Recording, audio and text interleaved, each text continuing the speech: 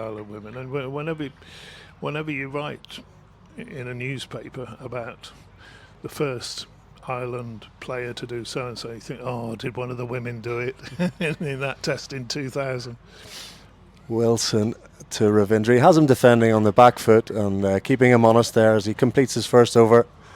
7 runs came off it, but it showed promise as he takes his cap from umpire Tucker. Are they having a look at the footmarks, having a little chat about it? And at this stage, the umpires just say, look, you're getting a little bit close, and watch that. Yeah, I'm sure. But, I did a piece in the Irish Independent last week pointing out that if he made his debut, which he has done, Reuben Wilson, I think he's the youngest male Test cricketer for Ireland, whereas Izzy Joyce, 5 yards away to our left, is the youngest. She was only just turned 16, I think, when she 17. I think it was just over 17. That was in 2000. 16, 17. It was on the cusp of one of those two things, and I think she was the player of the match in that match against Pakistan. Yeah. Adair's going to continue. Long time ago. Adair to Williamson. This battle recommences. It's down the leg side. A little semi-appeal for a tiny tickle. Only Tucker and maybe Tector very optimistically suggested there might have been a little tiny scratch, but umpire Wharf had nothing to do with it. A rare leg side delivery from Sparky. You'd have been still a relatively young man then, Roger. 2000? Oh no, I was of age. I remember that was the West Indies were in England that summer. I remember that one pretty well.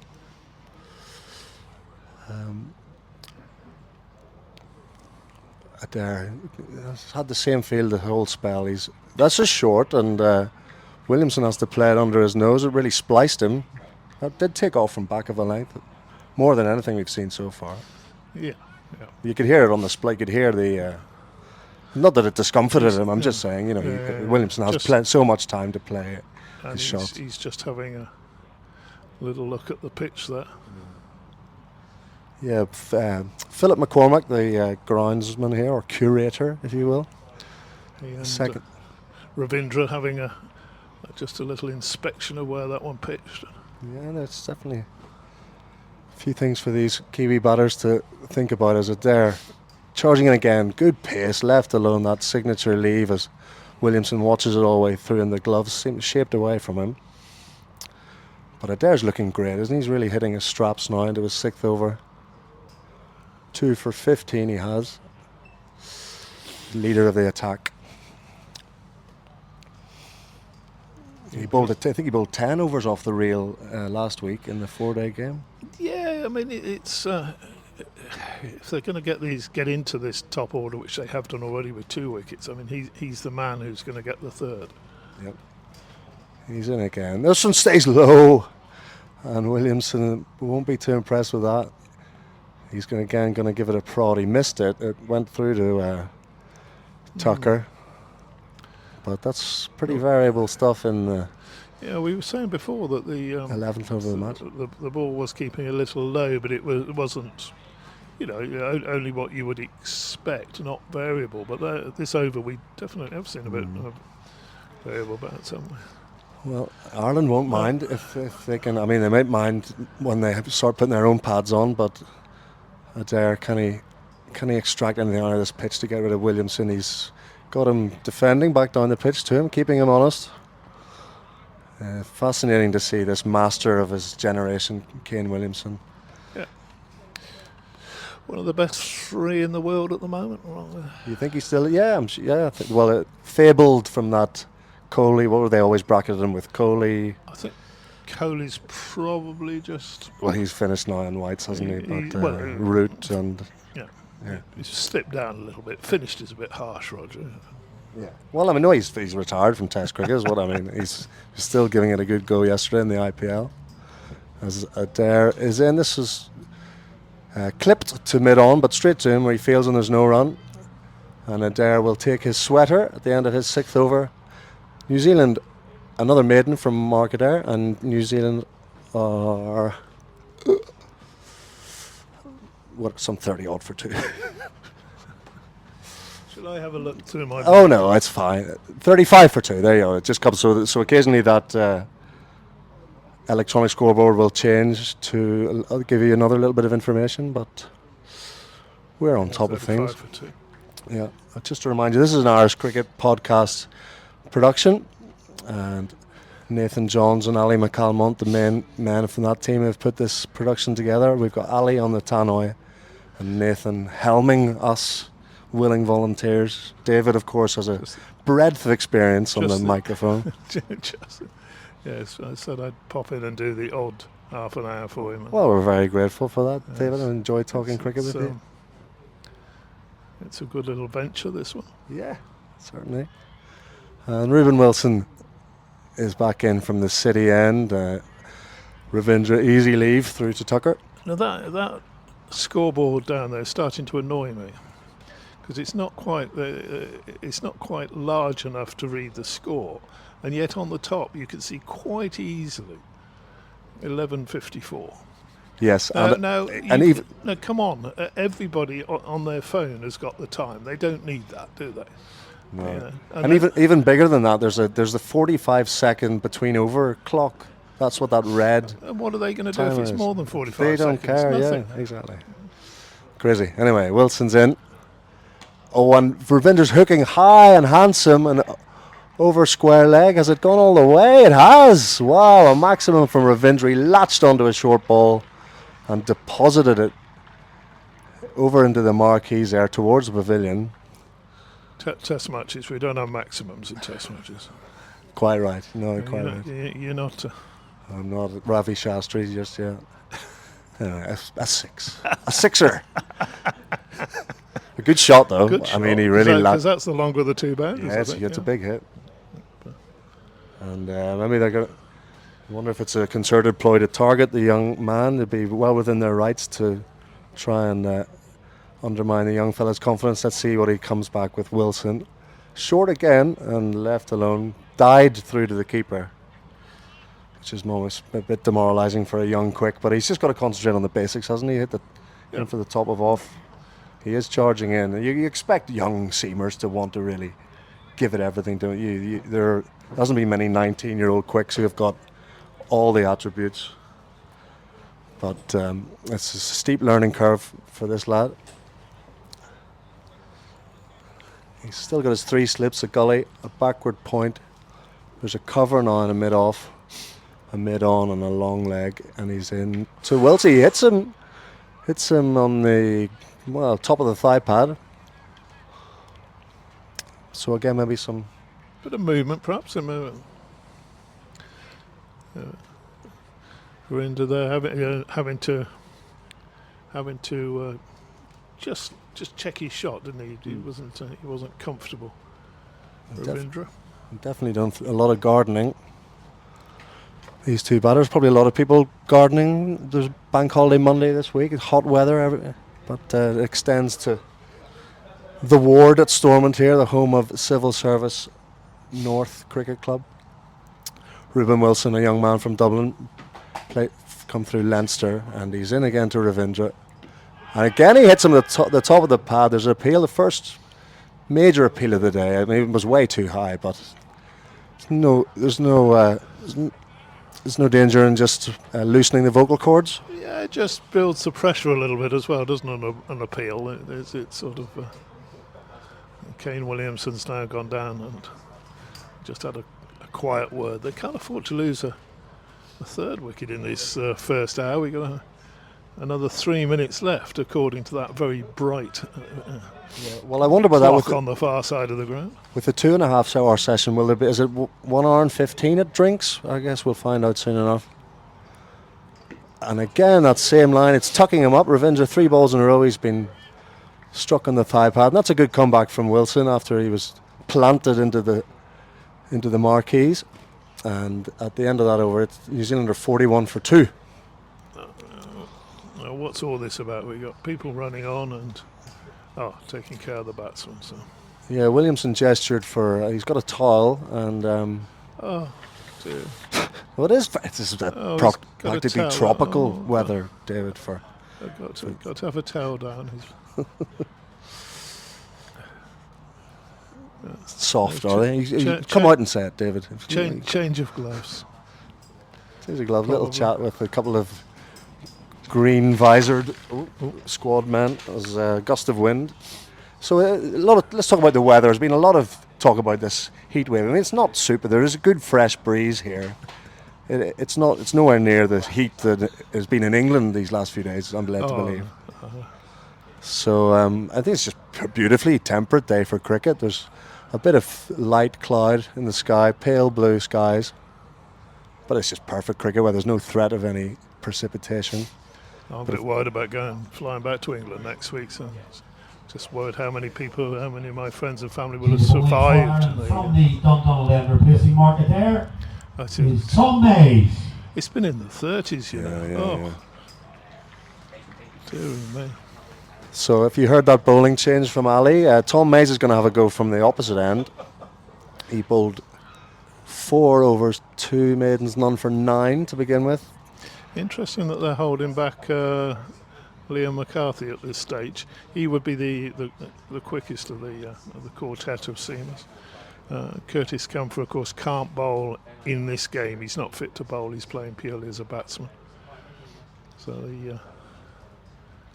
the lineup, there was a bit of excitement that maybe we would see a young Jake Egan making his debut after scored a century in the Emerald Challenge last week, but Ireland selectors deciding to push more experienced Stephen Doherty up the order.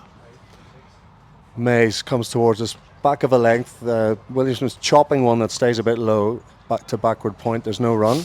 They don't want to talk themselves into this pitch being some sort of demon. Do they? I mean, again, they're coming on every ball at this stage, every aren't ball they? and Both of poking them, around. yeah. It's I've very never really understood that, prodding the pitch with the end of your back, because that surely can only make it worse, can't it? well then, and you're walking up and down in your spikes to get to that bit, and then walking back.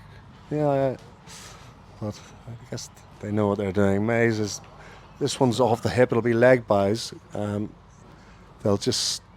have to push. They'll get a couple. Wilson covered 20 yards to his right to stop it from going for 4. But yes, Alex Worth taps the thigh, and 2 leg buys to the total. 43 for 2. And again, there's a prod and a mid-pitch conference and a touch of the gloves. And at least they're on the same side. You know, they both agree that it's. They're doing it as a pair. But Williamson, a lot of gesticulating, and he twiddles his bat now, settles over it, a few taps, another twiddle, and it just leaves it at stump height. And he leaves one alone through to Tucker. Here's a message. Thank you, Scott Shannon. Does anyone know the speed Wilson bowls? David, why don't you give us an estimate of Ruben Wilson's speeds? What speed?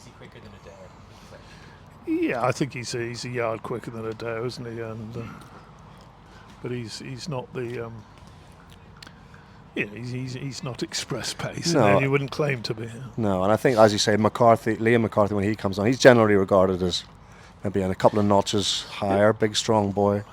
Yeah, he'll hurry them up a bit. He's not the most consistent or most accurate of bowlers.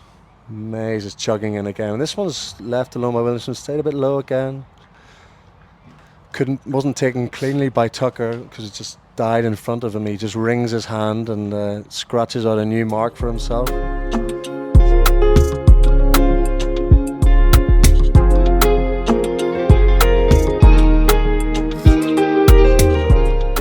Consistent. He's mostly been getting them round about his shins.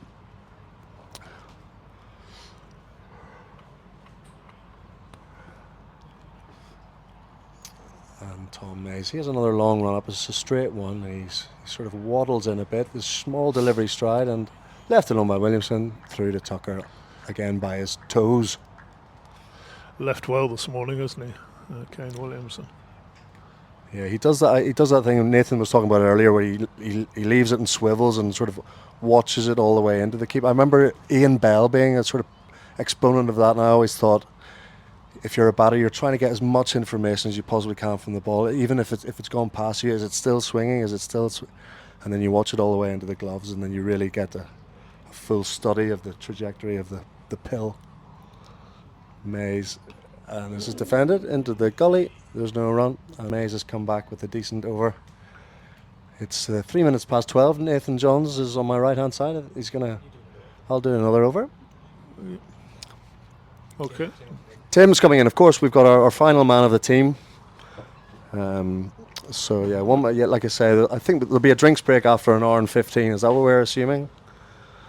In a 90-minute session, or sorry, a 150-minute session, which I've never seen before in all my cricket watching.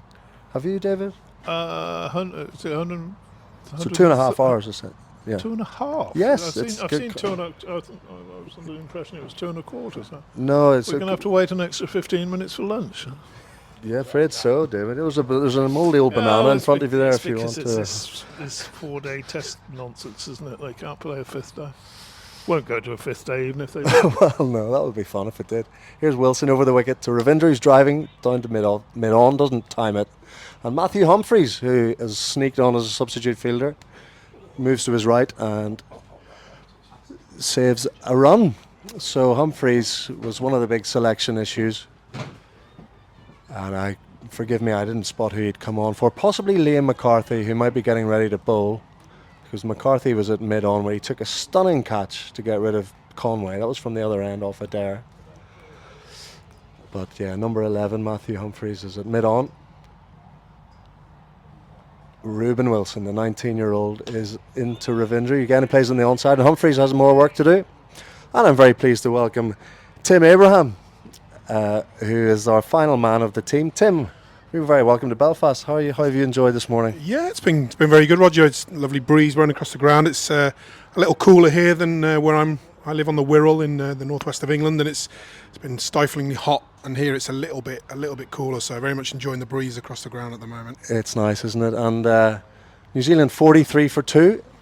Even Stevens, you'd have to call it after 65 minutes. You've been impressed with so far. Wilson is over the wicket this is a nice punch in the offside by Ravindra. He'll get a single. It's fielded by McCarthy. He is actually on at mid-off, but 1 run to Ravindra. Yeah, what have you made of the... Yeah, Ireland have been very disciplined. We know both teams are coming into this really with not a lot of red ball cricket in the last few months, 6 months, or in Ireland's case, a couple of years almost.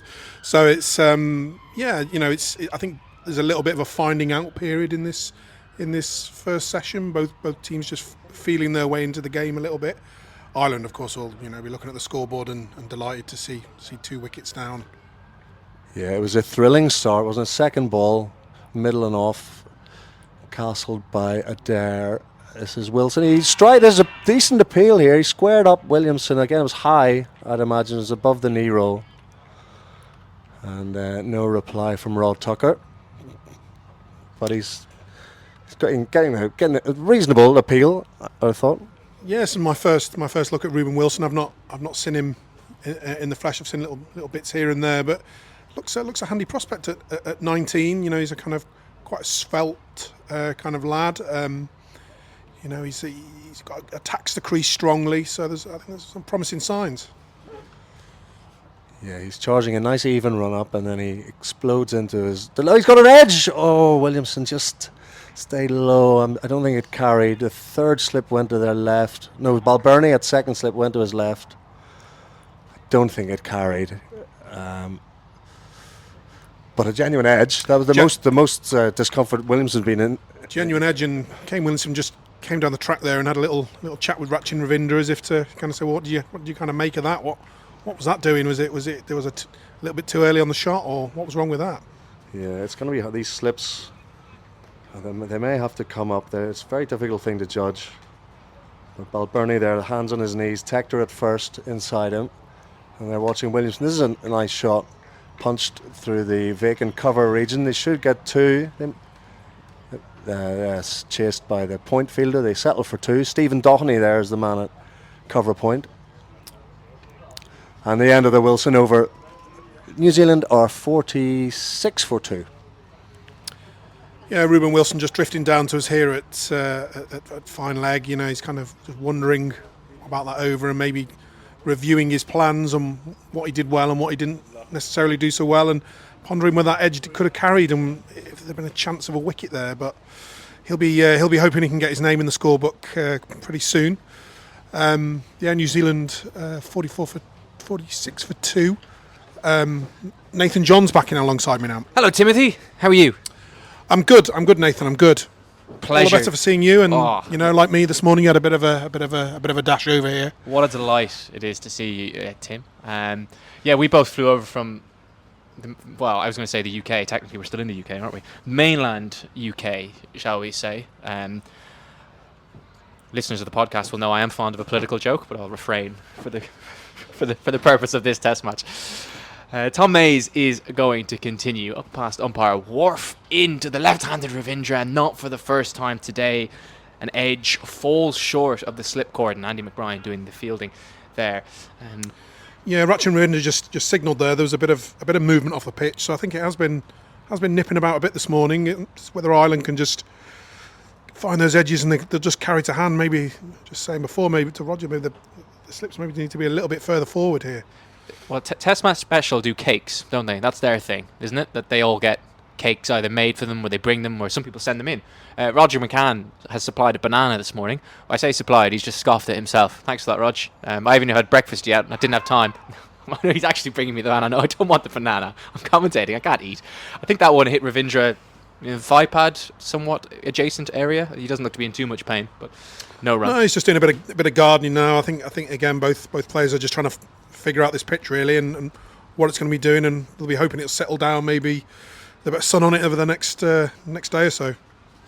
A reminder, you are listening to an Irish Cricket Podcast live production, ball-by-ball commentary of this one-off test match between Ireland and New Zealand at Stormont in Belfast. First time these two have played a test match against each other. New Zealand lost 2 wickets in the first half an hour this morning, but have started to stabilise here, and that's a nice looking drive down the ground from Ravindra. Mark Adair gives chase. Will it just hold up inside? It will. He didn't quite time it, did Ravindra, but he's been good on the front foot. This one going through mid-off for 3 runs. Yeah, it's a beautiful shot. He just timed that perfectly with on the drive there through mid-off. He's a good player, Rachin Ravindra again. Another player without much red ball cricket in the last 6 months, so he'll quickly want to find his stride in this game. With the 3-match series against England obviously on the horizon for the Kiwis. Had a little stroll around the ground earlier, Nathan. It's reasonably full, isn't it? It's about... Yeah, it's a good turnout. I mean, look, the capacity per day here is only 1,500 people, so I think safe to say expectations have been set low. I think they said they were expecting about 1,200 tickets sold last week. We'll see if many people came up on the day. It's a beautiful day. I mean, if you're in the area, what else would you be doing? And it's a lot cheaper to come and watch Test cricket here and watch the Black Caps here than it will be next week at Lords. That is for sure. Bit of a delay here as everyone gets set for the right-handed Williamson now on strike. There's a catching mid-wicket in place for Mays as that one's banged in halfway. It's a good run taken by Williamson, just guided in front of point. I think that's Matthew Humphreys who's on as a sub-fielder.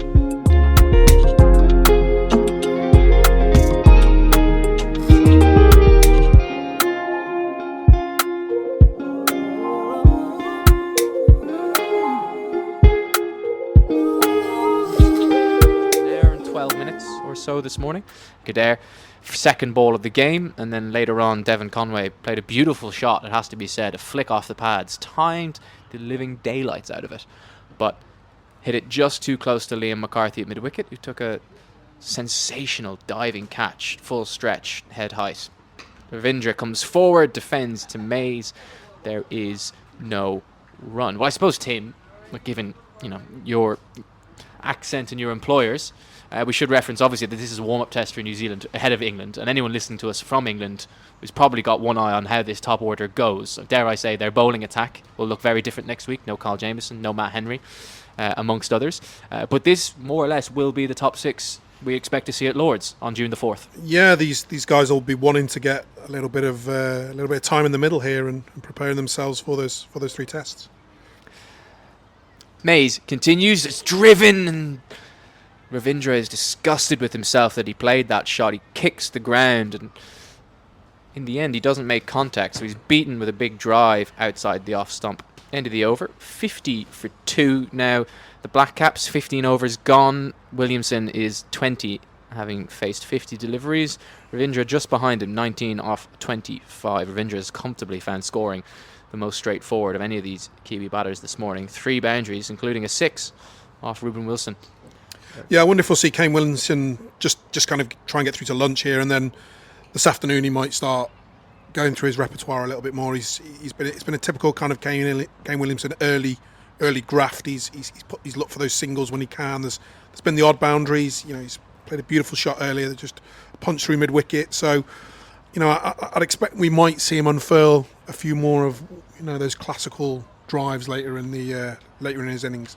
Okay, so Matthew Humphries is on at subfielder for Cade Carmichael. We'll see.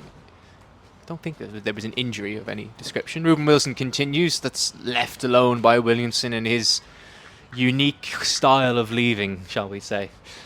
So Carmichael's gone off. He was wearing pads and a helmet earlier, wasn't he, in at short leg? So maybe he's gone off to de-pad in some way, shape or form. Just a bit of a wind picking up here at Stormont. It's lowered the temperature a couple of degrees. Yeah, it's my first visit to this ground, so what do you make of it? I didn't appreciate some of the acoustics of it, which you know, I'd obviously looked at pictures, but you don't appreciate there's quite a busy main road just running outside, and when the wind's blowing in this direction, it just echoes across the ground. Yeah, wait till the ambulances start coming down the Dundonald Road. Wilson in again, flicked off the hip by Williamson. There is a fine leg back there, so that'll be just a single for Williamson. Yeah, it is a very busy main road out there over on the right hand side of the ground as we look at it, the opposite end to the clubhouse. The balcony is well populated up in the clubhouse. I think that's hospitality. Those are the posh seats. Lots of people with their backs to the cricket. I think in true test match fashion, there's a few people on a jolly up there. I suppose tickets are cheap. I suspect hospitality is cheap as well compared to the normal prices. 75 is what Roger McCann is telling me. God, 75 wouldn't even get you in on a cheap seat in Lords. Wilson over the wicket to Ravindra, beaten on the outside edge. What have you made of Wilson on debut? Yeah, I was just telling Roger before, he's looked pretty handy. I've been very impressed. He's quite a slight lad, but you know, presumably he's still got a little bit of bulking out to do to generate that extra yard, which might take him, I guess, a bit higher up the pecking order in terms of his ceiling, I suppose. So, but yeah, he looks pretty good. He's put the ball in the right area at the moment, and that's all you can ask on debut. He's not really showing many nerves. 19 years of age, so a very young debutant. He's been a bit of a young starlet of Irish cricket for a while now, as he continues over the wicket, inside edge onto the pad from Ravindra. Wilson cleans up on his follow through. Yeah, he first played at an under-19 World Cup for Ireland at 19. I think it was a televised game. Sorry, he played at an under-19 World Cup, aged 15. Sorry, there we go. We'll get that right eventually. And it was a televised game on Sky, and he got 2 wickets with a new ball. Might have been against South Africa, and Dewald Brevis was in that South African team, so there's a lot of people watching. Wilson didn't get him out. I think might have been a drop catch, and then Brevis went down to get 100 from memory. But for a while, Ireland were in the game with Wilson taking the new ball. As he continues, and he's beaten Ravindra again. Ravindra just playing at one outside off that he perhaps didn't need to. But since then, 4 years ago now, everyone looked and went, oh, there's a young Irish fast bowler doing well. We don't produce a lot of fast bowlers in this part of the world. And everyone got very excited, including the senior selectors. And 4 years later, he's playing for his country. He played in 3 under-19 World Cups. He's been injured a lot. I think he's done his back twice, two stress fractures, Wilson. You say he's slight. I don't know if that's got anything to do with it, but he doesn't have your typical fast bowler's frame, does he? Yeah. Into Ravindra again. This time he makes contact, defends off the middle of the bat into the offside, and at this stage, what are we, 16 overs in, an hour and 17 minutes into play, the players are going to have a drink, 51 for 2, which gives us an opportunity to continue this conversation. Yeah, well, you know, not all fast bowlers throughout history have been, you know, big. Onto the field for the first time in this Ultra Solar Test match between Ireland and New Zealand. Ali on the PA again. Put into earlier on today, and they have moved on to 51 for the loss of 2 wickets. Both wickets falling to Mark Adair. Hopefully, he's not going to charge us for the free score updates. Yeah. We got plenty of Well, offer on here today. We'll have to charge in for the interruptions. A visit to the food and beverage outlets, plenty on offer there today. Also, don't forget to visit the KB Sports Hub store. All of your Ireland replica kits over in the KB Sports Hub store. Right, that's enough of Ali. Right, back to Wilson. Hopefully, yeah. So yeah, not all great fast bowlers have been. Thanks, Ali. Team sponsor of the I think it's the point you're going to make that not all fast bowlers are big, tall, strapping young men. That's the exact point I'm going to make, Nathan. You know, you go back to the Larwoods of this world. You know, they were quite slight individuals able to generate that pace through whippy actions and through attacking the crease, and you know, perhaps he's got a little bit of that. Well, I wonder if not being the biggest man in the world means you've obviously got less weight going through that front leg, which tends to cause a lot of issues for fast bowlers. I mean, ankles, knees. Mark Wood being case in point. That might be. He's not big either, but the pace he bowls means all that force. I mean, you look at someone like Jimmy Anderson, and I'm not saying Ruben Wilson is in any way at that stage, but similar frame, skilled bowler, and Anderson's still going. He's managed to survive any injury problems throughout his whole career. I suppose you can say Wilson's already had quite a lot of injuries, so he'll be hoping that is the start and end of it. Yeah, it was something that Stuart Broad always used to talk about. You know, not spending too much time in the gym. Basically, you know, he would play with people like Tymel Mills who were stacked to the nines, and he would actually say, well, the amount of overs I've got to bowl in a test match and in the longer format, I actually don't want to be carrying too much at there and putting that extra weight on my knees and on my ankles and on my back. Do you ever remember the first edition of Brian Lara Cricket, the video game that came out? I had it as a kid on Wii Sports, and for some reason you've just reminded me of. They had the commentators and they all had their preloaded phrases that they all said, and you know, it'd be something vaguely generic that was kind of relevant to whatever six you just hit or whatever on the Wii. And I always remember Ian Bishop saying, if a fast bowler took a wicket, he said, yeah, you got to be fit enough you don't need to be fit enough to run a marathon, you just have to be fit enough to run and bowl 20 overs in a day. I mean, that's to your point slightly. I mean, marathon versus gym, but yeah, you reminded me of my childhood playing Brian Lara Cricket. Well, there. I'm probably showing my age. That you mentioned a Wii there, and I think I was very much more in the Nintendo N16 or N64, was it? So I'm probably showing my age a little bit there, Nathan, compared to the Wii, which was came quite a few years later.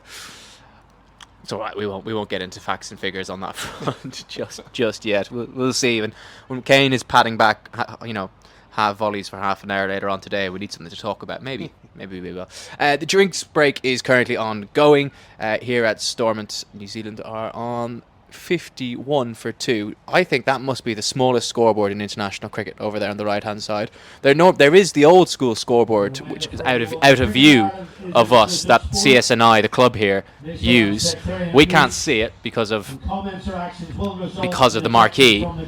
So they've put a makeshift scoreboard over there, but I don't know, maybe I've got my glasses on and I'm struggling to see that. I also have my glasses on and I'm struggling to pick out the details as well. But I guess this is one of the things where with the ICC regulations for hosting test matches, you've got to have a scoreboard with the players' names on it.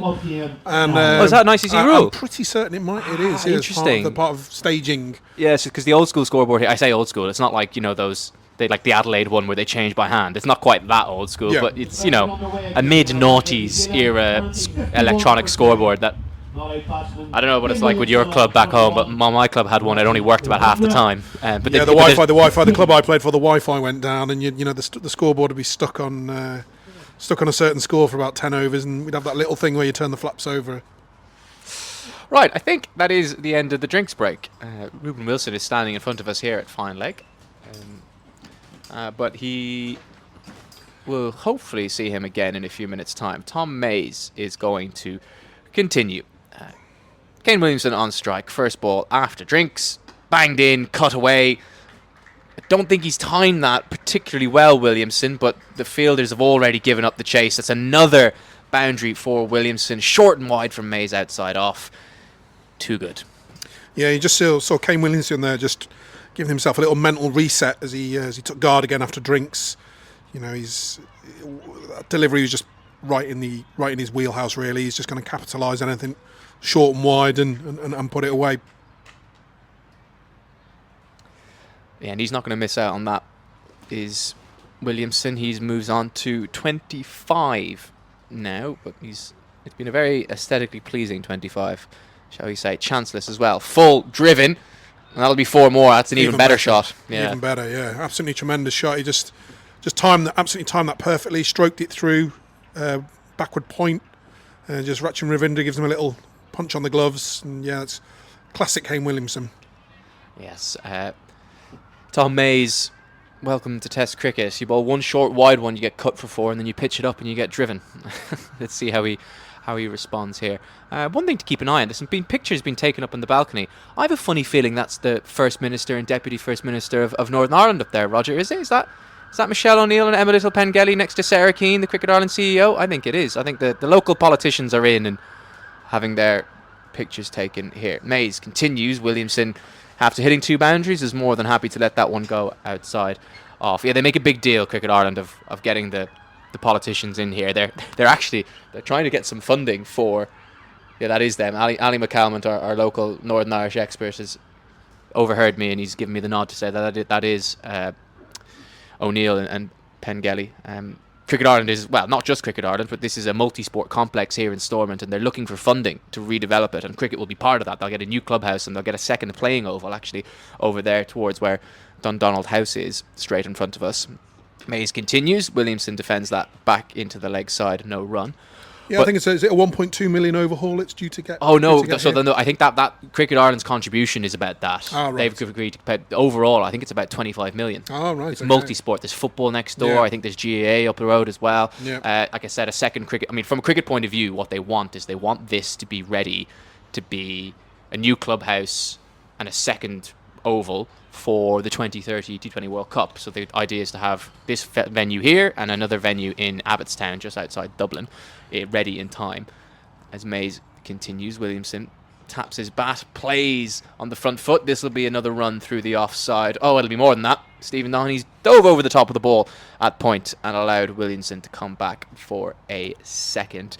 But long story short, as listeners may or may not know, getting funding for anything in Northern Ireland is tricky at best. Those who are familiar with the Casement Park debacle, redeveloping a GAA ground in order to host football for Euro 2028, that fell flat on its face. So Cricket Ireland essentially are trying to schmooze the local politicians here, so at some point somebody pulls some purse strings and they can get a new ground here. So if you're wondering why the Deputy First Minister and First Minister are here, call me cynical, but I think that might be a significant reason.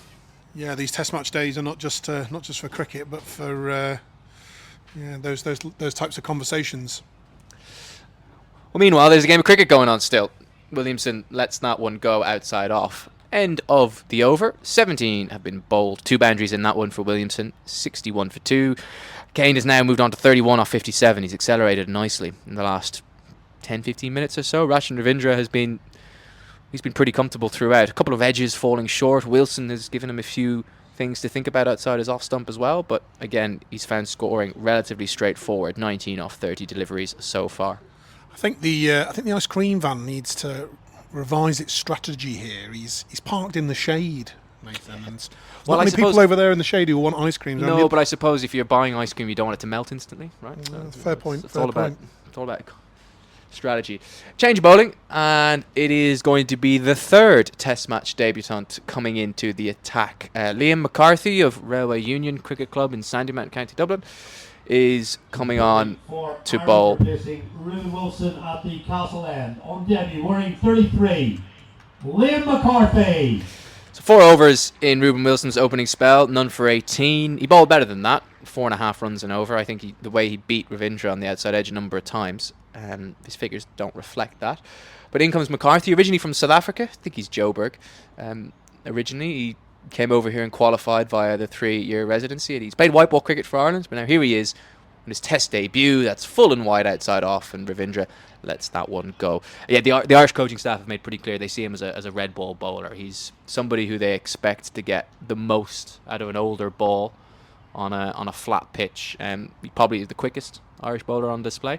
God love him, struggled a little bit in his white ball cricket so far. I mean, all the Irish attack got flayed in Clontarf against the West Indies last year in 50 over cricket, and I think he his 4 overs in the one T20 that happened last year against the West Indies. I think they went for 81 or something. So I think at the time those were record figures before Sonny Baker broke it. In comes McCarthy again. Ravindra defends into the offside, no run. Yeah, solid start from McCarthy. He's looked pretty much on the money there. Looked quite a little bit skiddy. He's kind of hanging his head as he walks back to his mark, which is either weighing something up, or it's maybe he's just got that natural kind of hangdog expression that some kind of bowlers have. There's a seagull lurking menacingly around the ground. I think it's disappeared now, but a little bit worried for a moment. He's got 3 slips in place, backward point, cover, mid-off, mid-on, and a fine leg. So Ireland are slightly more defensive than they were earlier on in the morning. Is that it's played at by Ravindra. He ends up leaving or pulling the bat out of the way last minute, but I think he did make a genuine attempt to play at that as it beats the outside edge. Yeah, some decent carry there for McCarthy. So there's been a little bit of inconsistent bounce, but that one sailed through to the keeper. Yeah, that's the issue, I think. I was talking to Mark Ellison, who did the first stint with me this morning. He made the point that normally, first of all, they don't play on a wicket as central as this in the square here. He plays his club cricket here at Civil Service Northern Ireland Cricket Club. But when they do play on the outer edges of the square, they tend to leave a bit of grass on the pitch. As McCarthy continues, and that's pulled away. There's a cry, catch it. There are 2 men out there on the hook, but Ravindra managed to stay on top of it and hit it along the ground for 1 to find leg. But normally, apparently, according to the local expert, when there's a bit of grass on the pitch here, it means a bit of extra pace in the pitch, extra carry, ball comes on nicely, but it does a little bit more, a little bit longer as well. Whereas Ireland have obviously gone against what is normally done at this ground, and they've taken the grass pretty much completely off the pitch, which means we're going to get a bit of inconsistent bounce. Some excellent insight there on the pitch here, Nathan. That's a tremendous bit of background. Well, somebody tells you something and they sound like they know what they're talking about, so you just regurgitate it on air, don't you? In comes McCarthy. First time he's going to bowl to Kane Williamson here. Full, and that beats Williamson on the outside edge. Not many times have we said that today. Kane's been very solid in defence. Yeah, it's been a really tidy start by McCarthy here. He's just searching for that outside edge, and drawn a few false strokes from Williamson and Rachin Ravindra. So he's certainly on the money at the moment. Rob O'Connor has gotten in touch saying, why are Ireland bowling first? I don't know. I was in a mad dash. I missed the toss. I wasn't in early enough. But I suspect, given that the ball did a little bit early on, Ireland fancied taking a few early wickets, which they did, as Williamson lets that one go outside off. But the problem is now you've got a flat pitch, an old ball, and you've got Kane Williamson and Rachin Ravindra going about their business. Would the cynic in me say that they want the game to go more than 2 days? Am I being too cynical? I said that as well. I think if you ask Balbirnie that, I don't think he can say. I don't think he'd even admit to himself that came into his thinking. But put it this way, it'd be only human nature to say, we need to sell some tickets here. Let's put them in and maximise the chances of this game going a few days.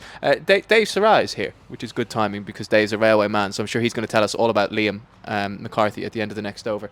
Tim, do you want to do one more? One more over? Yeah. Okay, go on then. Do one more over and then we'll get Dave involved. And then I'll do another one and then we'll get Roger back in. Long session, of course. For those of you who are tuning in, lunch is not in half an hour's time at 1 o'clock local time. It is at 1:30. New ICC regulations on 4-day test match cricket dictate that the opening session of each day must be 2.5 hours long. So it will be a lengthy opening stint to this one. I suppose it makes sense. If you get 4 extra half an hours over the course of 4 days, you get an extra session in to make up for the lack of 5th day. Tom Mays continues. Ravindra on strike. Flicked down the ground, and that will beat mid-on. I think, yes, the dive of, I think, is it Ruben Wilson who dove at mid-on there? It goes underneath him, and Ravindra comes back for 2. Yeah, a few fans are opening their lunch boxes now. I don't think they can quite wait for the interval. Yeah, I'm curious to see what we get for lunch, actually. Well, I think we've been promised some sort of sandwiches, but... sandwiches? Okay, I believe it's sandwiches, yeah. So I won't lie, the food at these games can be a bit hit and miss. Yeah, well, we know the way to a journalist's heart is through his stomach, isn't it? That's the key thing. So we'll have to see what we're offered up. We'll send Roger on.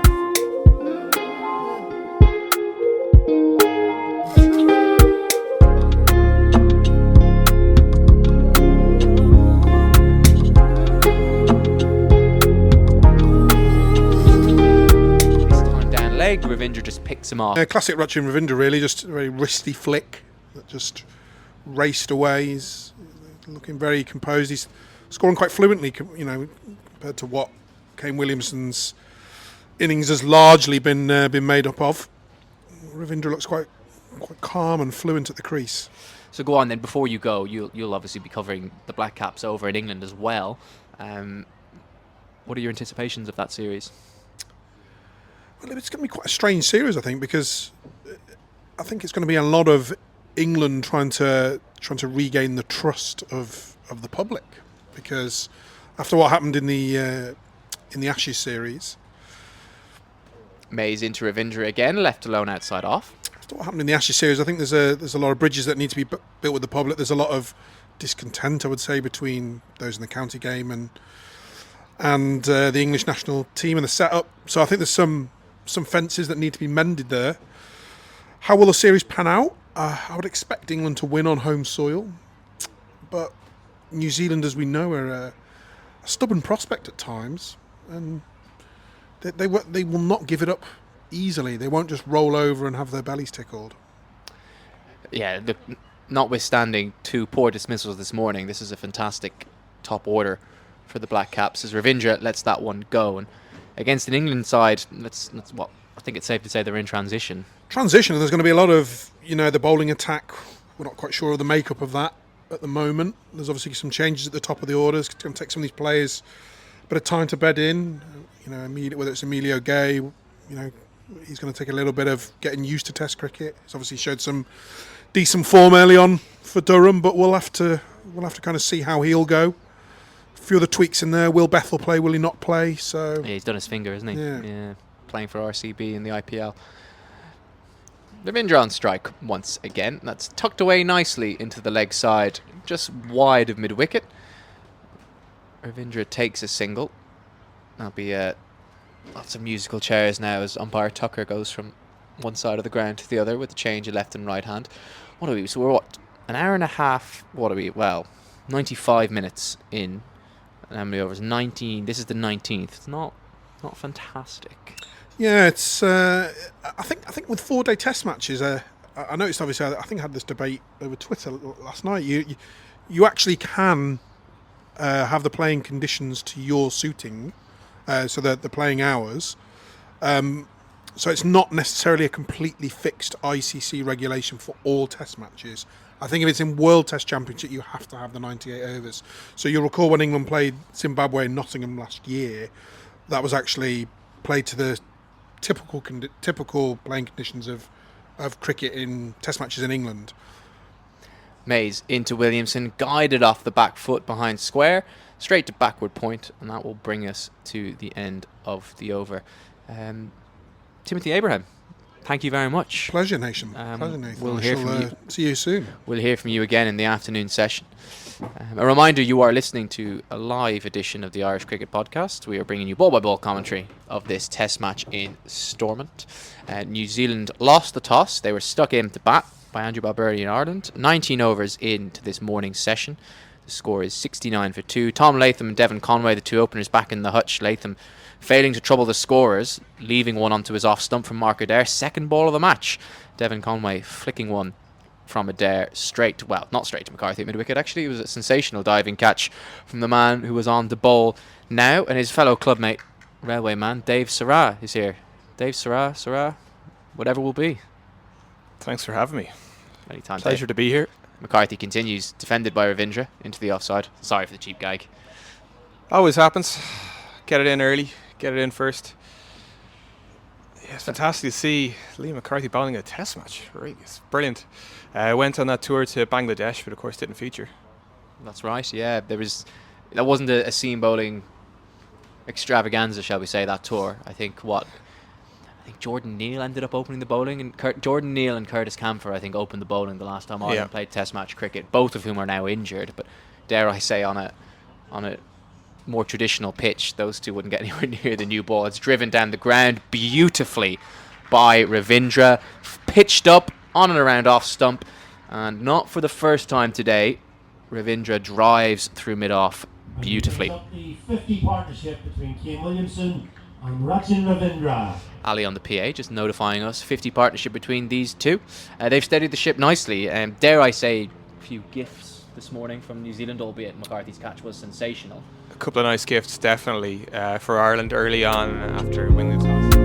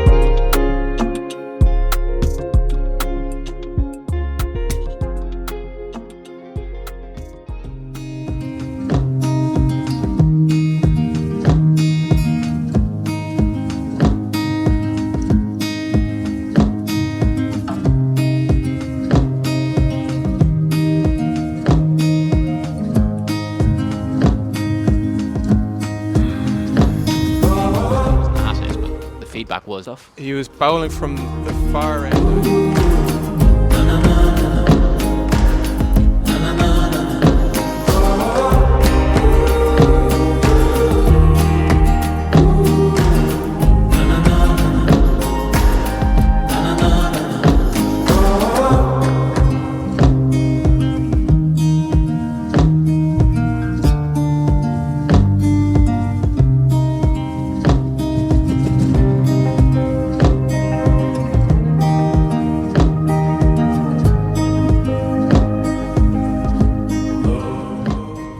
McCarthy way down, Williams.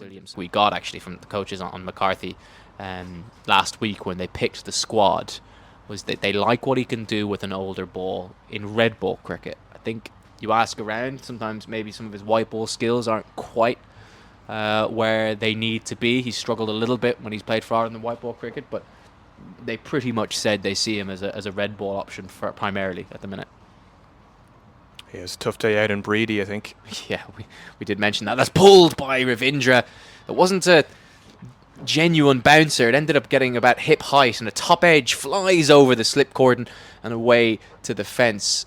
He's played that shot well, has Ravindra, the pull shot, but that one wasn't a particularly convincing one. End of the over, 79 for 2. Dave Sarraz is going to talk you through what happened there on that pull shot, and the next voice you'll hear after that will be Roger McCann.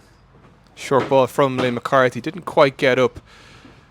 He was in a good position to play it, was Ravindra, but still managed to just awkwardly get the top edge. Could have gone anywhere. Really, it's that uneven bounce, which can be dangerous too. Doesn't always have to be, doesn't always have to get up at the batter. Just ones where they don't quite expect it. If you have the fielders out too, it certainly helps. So maybe just something for McCarthy. Hello, Dave. How are you doing, Roger? Listeners? I'm pretty well, thanks. I was enjoying listening to you two lovely Dublin brogues, but I suppose we have to keep things cross-border here, and you're very welcome to Belfast. East Belfast is a touch breezy. Let's listen to Ali here. At the Dundonald end, wearing 32, Mark Adair. Loud and clear, Ali tells us that the leader of the attack is coming back. 6 overs this morning, and he's already past the umpire. He finds that Williamson soft edge, which is just down into the gully. There's no run. Yeah, certainly the leader. Those 2 wickets, maybe slightly fortuitous, but I'd say he's very happy to be back in red ball cricket. Yeah, I agree. Yeah, Test match cricket. That dukes, that shiny dukes to get your hand on it. A nice proud seam first thing in the morning in a home test, challenging this really world-class top order, and to knock over the skipper with the second ball was a really thrilling start to the day. He's in again, the shortest run-up of the attack. Oh, this is a pull by Williamson. Sort of a bottom edge down right in front of us where Carmichael fields at fine leg. Williamson to 33. He's been overtaken by Ravindra, the total 80 for 2 in this 21st over. Yeah, just ticking along nicely. A few lovely shots from Williamson. maybe just a bit ominous the way sometimes he gets on that back foot with ease and glances it through the offside. On that occasion, he pulled it, of course, down to fine leg. But definitely into his work. Both batters into their work. Yeah, so much time. That's what you realise with Williamson. I mean, I've watched him so much on the TV, but it's so cool to see him live and to see how much time he has to play, so much control. And then you've got the contrasting elegance of Ravindra. He's facing it down over the wicket with 2 slips and 2 gullies. He's pushing lovely forward defence, which he'll get a single out to deep point. Carmichael again fields. Yeah, it's really just the time that Williamson has, which is so incredible. On TV, you obviously notice it, and then he's kind of a player which is coming maybe near the end of his career, and he just still seems to have so much time. It's incredible. And let's be honest, he's not facing anything extra rapid. I mean, but it's brand new conditions. He has had a very good look at the pitch. He has had to deal with some variable bounce, and but he's the most the most studious batter, one of the most studious batters we've ever seen, certainly, and maybe the greatest New Zealand have ever produced. He's forward here with a very full ball, and they'll sort of tip and run. A very good spot of a short single there. McBride came up from gully, but they're through. 82 for 2. Yeah, probably one of the better batters we've had on these shores, just at least coming to visit us. Of course, the Test match, but one of the Fab Four. Is not very often you get them coming here, getting to see them in a Test match. How incredible! Yeah, no, you're dead right. It's a good argument to have with all the many experienced cricket watchers in this island. Have they ever seen a man of such world standing in whites? Adair back of a length, Ravindra defends in the offside, no run. Just some great literature, Ger Siggins and those boys. You can find this sort of stuff about going back to some of the great New Zealanders. I remember I saw Richard Hadley in 1990 that played Belfast. I was an 11-year-old. That was a formative memory for me. And then I remember the 94 New Zealanders came to Cumber. I was a big Dion Nash fan in those days. And Ireland gave New Zealand a real scare that day. And but this is in the pinnacle of cricket, 4-day Test match. Adair back of a length, left alone. It's incredible having those tours, and it's funny how those memories kind of really stick with you. I remember I was chatting to Andrew Balbirnie before the last Test match they played here against Zimbabwe, and myself and Andrew, maybe both of a similar vintage, we were both in Clontarf for Ireland versus South Africa. It was a 50-over game, probably list day, played with a red ball. I remember it. And Mackay and Teeny won a lawnmower for man of the match. Yeah, I was at that. I have asked Jared Kimber whether that was the last instance of an ODI played in whites. Was it an ODI though? Well, it was essentially. Yeah. Because I remember. Do you remember this South Africa? They played in whites, but they played in their ODI caps. Okay. Because they probably didn't know what. But it was a 50. I'm sure it was played with. It's a real one for the statos. But that was I was at that game too. If anyone out there listening, I'd like to get in touch with further details. Well, speaking of South Africans, it's your man McCarthy who's bowling to Williamson. No timing as he plays up to mid-on, no run. Of course, he's an Irishman now, but South Africa by birth. On a proud railway man, I should add. Of course, well, we know. You've certainly made that point. I've heard that 3 or 4 times today. You've got Kevin O'Brien just to our right in the TV booth. Another product of that august club. Am I right? Yeah. Certainly not wrong. No. Liam McCarthy is in here, and Williamson with plenty of time out on his toes. He's setting off, trying to turn 1 into 2, and that's really good running. It went backward of square. The deep point had to go to his right, and that's excellent. It's the way as soon as it was off his bat, he recognised there could be 2 there. I have a little story, maybe I can try and fit it in between please, balls, yeah. Which was the second game of that emerging series. Liam's father came down to watch him. Who did, sorry? Liam's father. Oh, Liam's father. Was actually here in Stormont for that second game, and actually got to chat to him in the hotel. And very special moment, of course, to see his son play red ball cricket at that time, 2 years ago.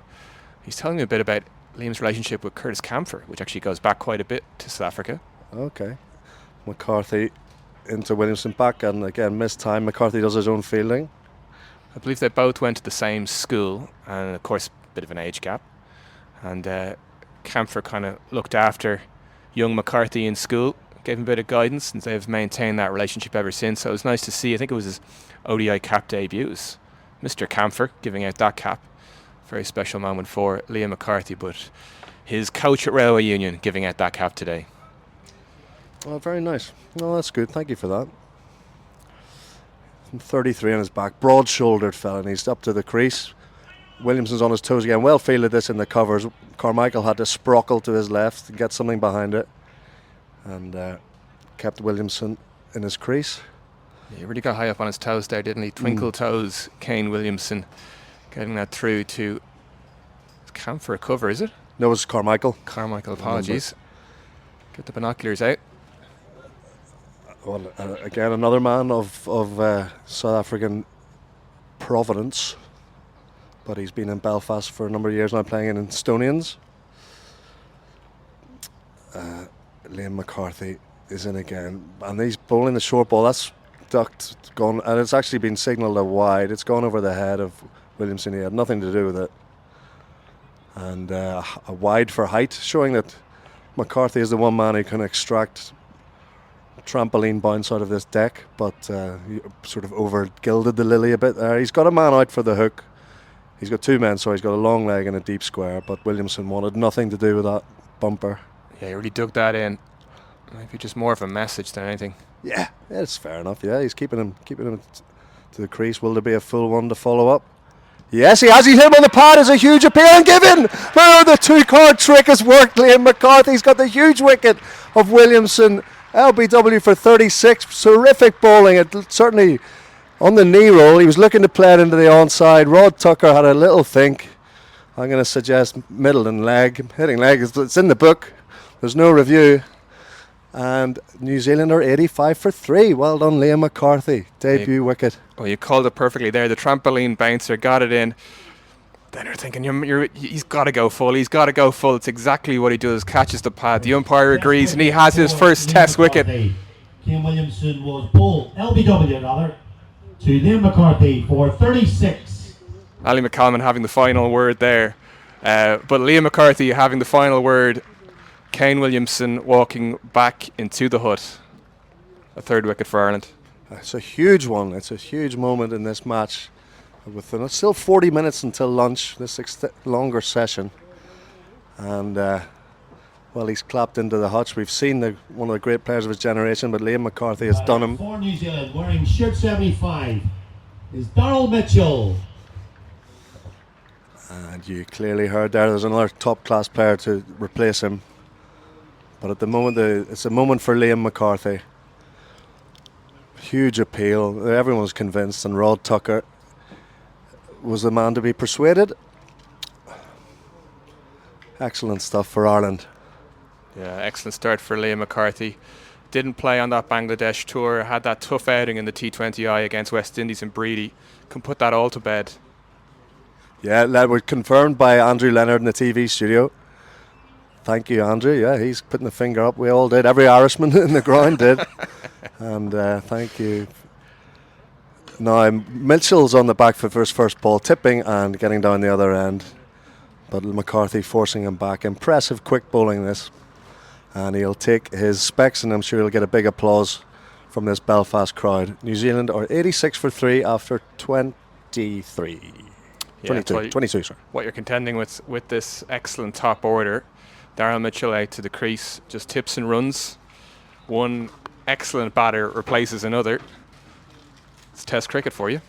Oh, Mitchell again, another man. This is such a star-studded top six for the Kiwis. Blundell to come at 6, who's good at wicketkeeper batter as there is in the world at the moment. But Mitchell has had such a rise over the last few years.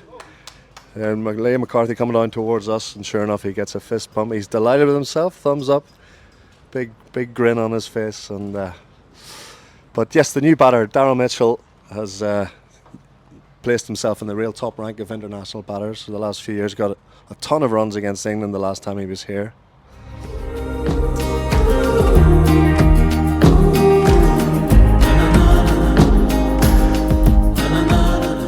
It's Mark Adair coming in. He's beaten. No, he's out. Yes, he's been beaten. It's a head, a little thin edge of the keeper. And Adair's got Mitchell's second ball for just one. It's 86 for 4. 3 wickets for Mark Adair. And Ireland are in amongst them now. McCarthy, then Adair. Darren Mitchell was setting himself up. Took his time, as he would. Experienced batter, was bending his knees. Looked like he was about to get into his work. Didn't matter though in the end.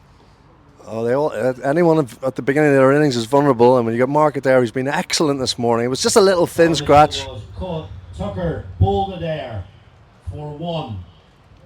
I didn't hear anything. I don't know. Did you? It must have been a tiny. But as soon as it was in the gloves, the Irish team were cock a hoop. The safe gloves of Lorcan Tucker, and Adair now has 3 for. And well, is it fair to say the Black Caps are reeling? We don't want to get too over dramatic here, but it's an excellent riposte from these Irish seamers. 86 for 4. If there's any remaining tickets, get down here. Now could be the time.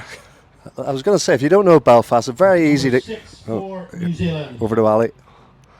The wicketkeeper Tom Blundell. That's right. Get along the Storm. It's very easy. Get on the glider bus. It's just about 15 minutes out east of the city centre. You can cycle. I cycled along. There's a lovely greenway that runs parallel to the Newton Ards Road. Not the Dundonald Road. I've got to correct Nathan. He keeps saying the Dundonald Road. It's the Newton Ards Road. Anyway. But please, come along. Ireland are in good shape here. The weather's gorgeous.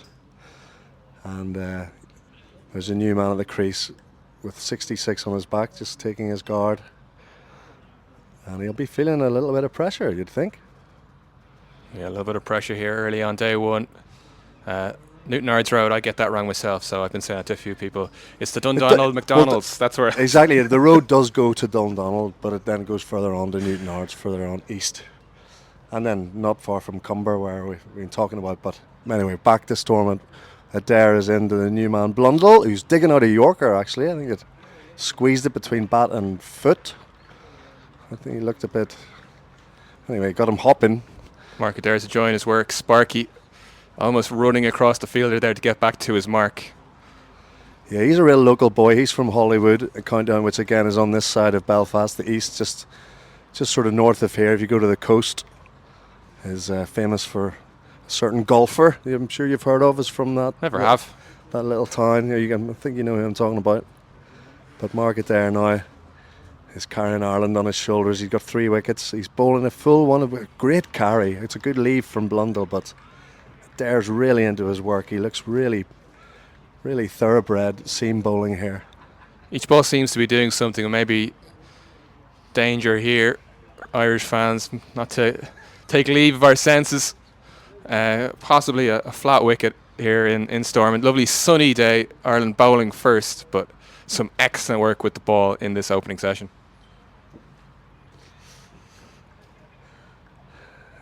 There's an expectant hush now on the ground. The 3 slips go down. Adair towards us. Blundell plays this confidently enough, and he's happy to get down the other end with a quick single. And Blundell avoids the dreaded globe. And 87 for 4. Smart work. Just 2 batters have a bit of work to do. We have micro moments, so I suppose in T20 cricket, it's always said, each ball is an event. Test cricket, plenty of events, I can assure you. We had Liam McCarthy walking back after taking his first wicket. He was mopping off his brow, really enjoying that, and then that moment was quickly overtaken by Sparky. Indeed. McCarthy, he's moved now to this deep backward point. Ravindra on 37, top scoring in the innings. He needs to recalibrate against Adair. He's just moving his field. What's he doing? He's getting his sort of mid-wicket to come in a bit closer. There are 2 slips. He's coming round the wicket to Ravindra. Adair, and very watchfully defended by Ravindra.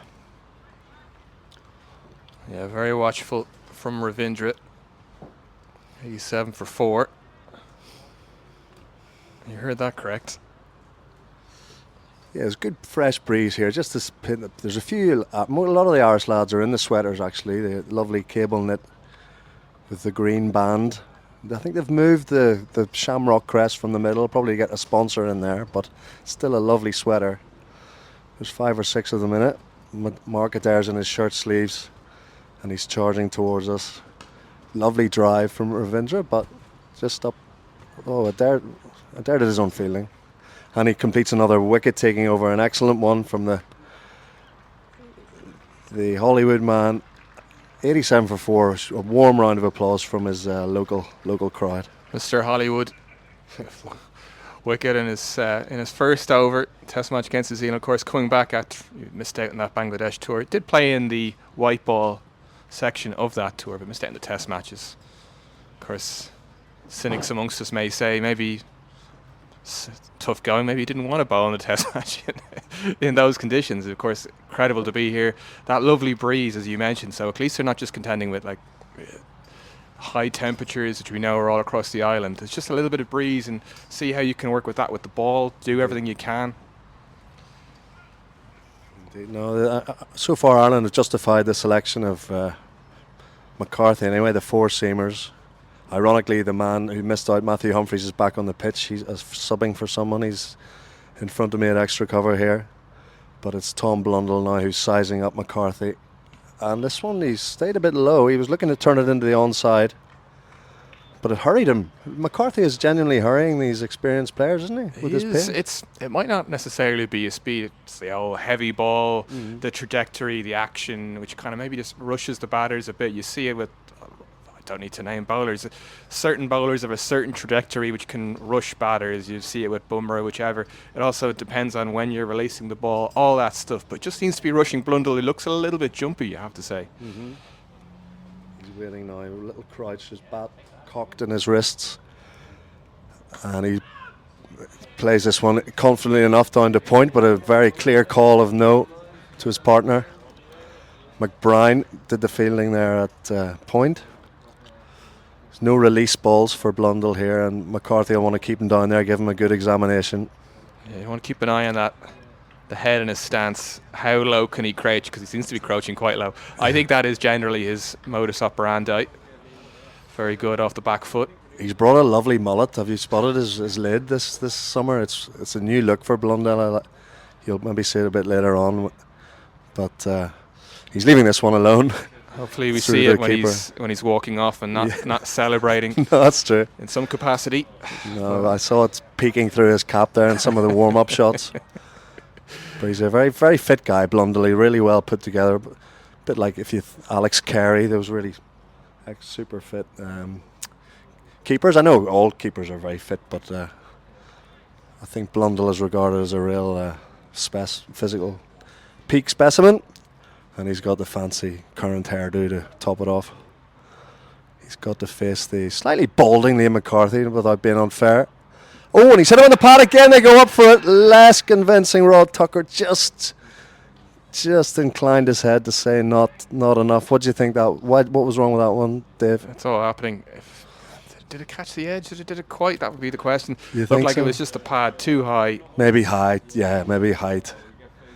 Ireland were obviously pretty enthused by it. You could hear them. And again, it hurried him. It did him for pace. Definitely did. Looked like Balbirnie, who was on his knees for a considerable amount of time. Twitchy moments here for the senior side in this encounter, and Ireland would love to strike again. They've got this another 28 minutes before lunch. It's new territory for any team to be batting at this time of day, and an easy leave this time from Blundell. It's funny having these longer sessions and who exactly it favours. Maybe a few overs before McCarthy took that wicket, you might have said that Ireland would have struggled maybe with that extra time in this opening session. Maybe with the heat, New Zealand getting a little bit comfortable. But now it is time. Now it is shifted. So it really can turn even with these 4-day conditions that we're working with. Yeah. That's the beauty of this format. You can see the crowd is thinning. I'm sure the crowd are entitled to go and get a bite to eat if their body clocks are getting a bit hungry, but everyone's wrapped to the cricket, that's for sure. As McCarthy's in, Blundell on his toes, again down to point, there's no run. It's the end of the over, 87 for 4. Yeah, he got that one up, but what was really impressive with that Williamson dismissal was just that. A quick reminder for spectators, this is a Over the 4-day line. test match, so the first session will run until 1:30. Mr. McCalmont First there session runs from with 11 conditions. to 1:30. And the second session will commence at 2:10. But McCarthy's command of 1:30 length is was the really lunch interval impressive. today. So we'll see how he mixes it up as he goes through this spell. Yeah, that's fourth over his spell. You'd probably 4 or 5 would be max for him. Of course, he's a fit young man. He'd be saying to the skipper, keep me on. But it's one of Balbirnie's challenges to know how to use this 4-man attack. Adair is in his second spell. He's about to start his 9th. Little tosses the ball to himself in his action, and he's leaping in. And Ravindra studiously defends to the offside, no run. What do you think of the make of this attack, actually, while we're on the topic? Last time Ireland went in at one spinner, Lords 2023.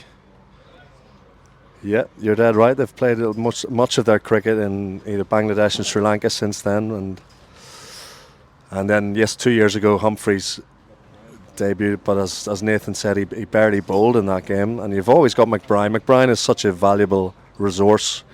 He's an at number 7. His off breaks, I'm sure, will be seen at some stage. This is defended up to mid-on, no run. Yeah, it's a curious case. Of course, you don't want to mess too much of the winning side or the way it's not even a side. It's more so the jigs and the reels and how you fill up all those overs, how your attack can tackle a test match. I think the argument from Chris Brown at the time maybe was the Andy McBride doing well in that test match, and then Matt Humphreys doing better in that the away leg of, would we call that a series almost? Yeah, I'd say what you mean. Yeah, home and away. Yeah, Bull away, Belfast to Bull away. Oh, yeah. There's a lovely drive from Ravindra, but straight to the man at cover, short cover. That's McBride himself. See, it'll really be a measure to see how Balbirnie juggles his attack. You don't want to use up Liam McCarthy too early. Adair into his work. It'd be very hard to get the ball off him. Don't know how Matthew Humphreys managed to do that, or if he managed to do that at all in the Emerald Challenge last week. Yeah. It's just great to see him fit and firing. He's having a little word with his man at mid-wicket there, but he's runs his fingers through his hair. He does that nice little toss of a catch to himself, gets the ball in his fingers and charges in again. Ravindra defends with respectfully. Adair does his own fielding, full of vim and vigour. Mark Adair.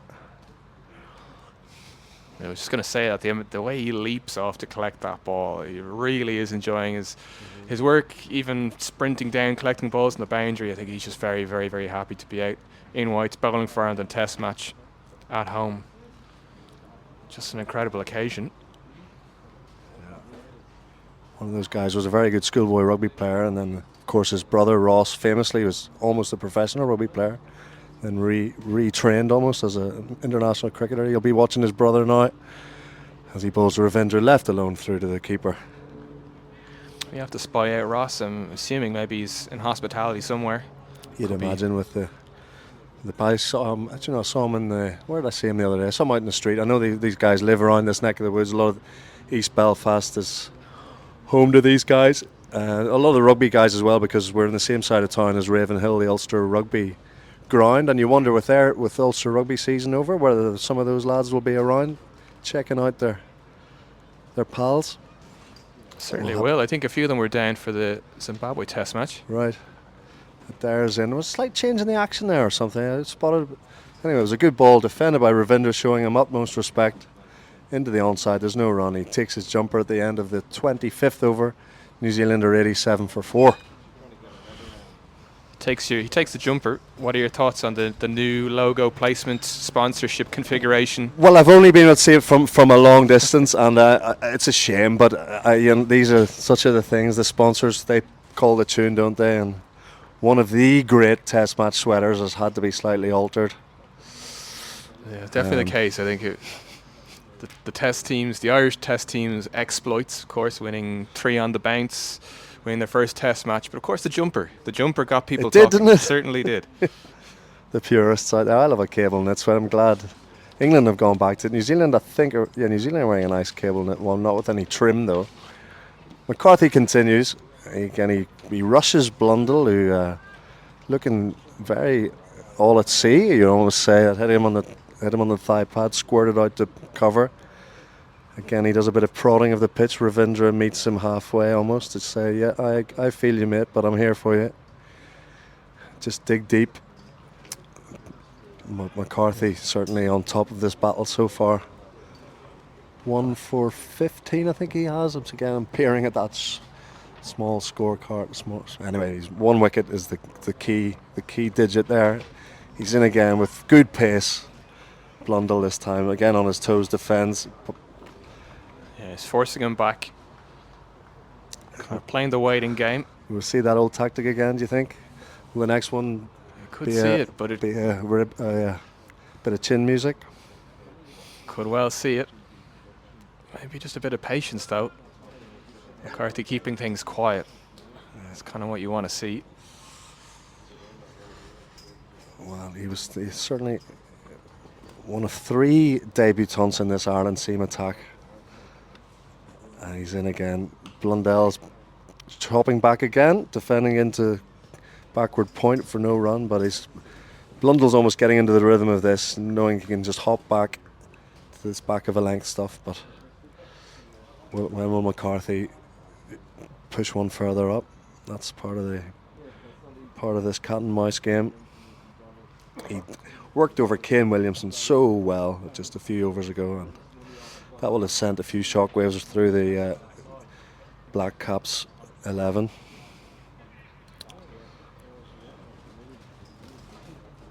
Blundell waiting patiently. He's driving now. This was the full one. He drives it nicely through cover. I think Mark Adair will just shepherd that to the rope. In front of us, it hits the rope, and Blundell is away with his first convincing shot of the day. Yeah, we mentioned the lengths. Definitely went for the fuller one there. Blundell, with all his experience, just waited on it, didn't even try and hit it too hard. And then Mark Adair going to collect the ball, not moving as sprightly as he had done whenever he's collecting off his own bowling. Yeah, I think he just shepherded that one. We think our dimensions of the pitch, that is the longest part of the ground. Until you do a full 360, you can't be sure. It is a big playing surface here. Stormont. McCarthy's back in and left alone, watchful through to the keeper's gloves. Yeah, patience, back at it. Definitely the longer side and this side. If memory serves, my memory could be playing tricks now. They ran, I think McBride and Adair, or maybe it was Tucker, ran 4, I think, in that chase against Zimbabwe. Yes, well remembered, yes. On the final day. I think the final day, day 4, did it go to? It did, yeah, it did. Fantastic end to that test match. Mm-hmm. Were you here? Yes, you were, of course. What you just said, you were, sorry. You're here for all of it. McCarthy and left alone. End of the over. Good patience. I'm going to make way for the boss man, Nathan Jones. Will take you through till lunch. And I'll be talking to you later. Thanks, Dave. Talk to you soon. All right, David. Welcome the boss back. All right, Dave. You ever watch Only Fools and Horses? I do. All right, Dave. I have got that, and I have, yeah. It does happen on occasion. It's the second joke I've made about your name today. We're here all day, folks. It's a long day, folks. We're here for a long time and a good time. It's an extra long session. We're just about through it. But what a fantastic session we've had. Yeah, it's been entertaining, I think, is the perfect way to describe what's been going on so far. That 20-minute span there, Liam McCarthy getting rid of Kane Williamson, it looked good from our angle. We're at, long off from where that dismissal was. It looked a good shout. There was 2 noises, so maybe obviously Rod Tucker thought it was pad. The only thing was, did he hit it or not? But it looked straight. And then obviously, Daryl Mitchell will want that one back. That was, playing 5th, 6th stump, playing at one he didn't need to. Yeah. So maybe just a few gifts this morning. I think, look, the proper wicket was McCarthy of Williamson, wasn't it? Ruben Wilson bowling to Ratchin Ravindra, forward defended. Yeah, I think it's fair to say that first of all, what a first test wicket to have for Liam McCarthy, Kane Williamson. But equally, as much as McCarthy took a specky of a catch, you think about Latham left a straight one, Conway smashed one straight to a fielder, granted with a sensational diving catch, and Mitchell played at one he didn't need to play at. So Yep. 3 gifts for Ireland, but Liam McCarthy would be delighted with his wicket, nipping one back into Kane Williamson's pads. It was maybe a slightly cartoon setup. It was the huge trampoline bouncer. And then you just think, is he going to go full? He'll go full. He'll go full. Wilson continues, punched on the back foot on top of the bounce for Ravindra. Very aesthetically pleasing, but he's picked out extra cover. Good to see. I mean, the one benefit of it getting a bit colder here with the wind is some of these green cable knits have come out. And dare I say, there are lots of good things about watching Test cricket the world over, but in Ireland, one of the best features is seeing these green cable knits.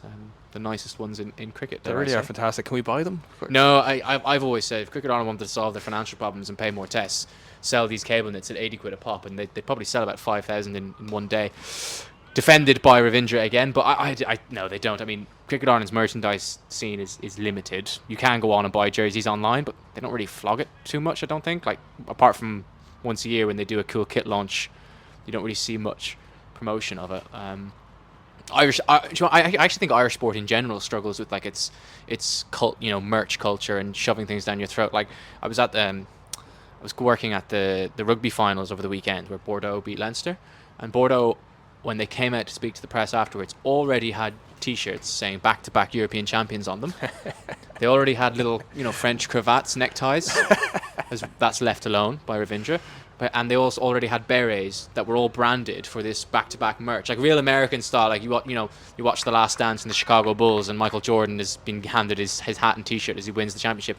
And not only did the players already have it, you could already go online and buy it. Ah, come on. So by the time the parade was happening back in Bordeaux the next day, everyone had one. Could you imagine how much money they made off that? Now, Cricket Ireland ain't going to be selling any championship merch anytime soon, but the cable knits, if you sold those, and I don't know if it is kind of a keep the sanctity of the Test jumper or something. Wilson in again, defended, no run. Yeah, they but definitely are popular, and the new configuration as well. The sponsors, does that take away slightly? Yeah. So actually, I think cable nets should not have sponsors on them. I think it should be the one cable net, you get it and you keep it for your career, kind of like the baggy hat. If the sponsors get annoyed, then make sure that the sponsor is on the sleeve, so it's still visible outside of the cable net. But absolutely, I mean, don't be too precious about it. Sell replicas, 80 quid a pop. It is You massive. make a fortune. You've seen a Bohemian shirt around the place. Yeah, you know the power of replica shirts. Left alone by Ravindra. Sorry, I digress. I did say Irish sport isn't good at merch. Bose is probably the one exception. They function purely on their jersey sales, don't they? It really is exceptional what they do with those shirts. This Ultra Solar Test between Ireland and New Zealand is proudly powered by SIG Energy. Word from the sponsors here at the Test match. All right, Dave, I think you're going to go have your lunch. It's quarter I am past. indeed. That was a good stint. Pleasure to have you. We'll see you. We'll chat in the afternoon. I'll talk to you guys later. Mark Ellison is back. Hello, Mark. You were just talking. Yeah, I think I overheard the State of Origin result. Yes, by the sounds of it, from what I heard, I think it was 22-20 to New South Wales, which isn't the way I wanted it to go. So not the best start to the day, but a hell of a test match in store here. Yeah, 4 wickets in the first session already. Liam McCarthy continues, and that's left alone by Blundell outside the off stump. How does that work then? Who do the Kiwis tend to support in State of Origin? I would say there was a period there where Queensland were very dominant, and I think a lot of people jumped on the bandwagon. I started watching State of Origin in the 90s, and I was a big fan of Mal Meninga, playing for the Canberra Raiders, so I got on board Queensland very early. Everyone's different, I think. There's definitely a contingent of Kiwi fans supporting New South Wales, but I think being a Warriors fan, we've got a foot in both camps. McCarthy continues. Blundell just tucks that one off his hip, and he'll come through for a single. Takes the score to 92 for 4. Dermot's been in touch. Ireland's best first session since Lord's 2019. I can't remember off the top of my head a session better than this for Ireland at the start of a test match. But yeah, it's not quite Tim Murtagh bowling them out inside 2 hours, but they'd have taken 4 wickets at the start of play, that's for sure. Look, I'm really impressed with the way Mark Adair bowled, but similarly the way Liam McCarthy's coming here, he's showing great energy. he's bowled at a decent clip, and to get Kane Williamson trapped on the crease with men out on the fence is a great start to your Test career. Yeah, he's struggled a little bit with the up and down bounce, McCarthy, hasn't he? And he's been trying to bang those deliveries in and test them out with the short ball. I mean, I think Ratchin nearly ducked into one at one point, nearly wore it on the nose. This time Ravindra is in behind it nicely. But you're right. I mean, it was also it looked like the most simple setup in the book: bowl a short one and a full one. But Williamson fell for the trap. Yeah, I think potentially the nature of this New Zealand team have not been playing a lot of red ball cricket, right? And the challenge is, you're batting for it's a longer session than normal, a 2.5 hour session, and Kane would have been batting for 60 to 90 minutes, I would have thought. So, yeah, potentially just a lapse in concentration, and that's all it takes, and Ireland are right amongst it.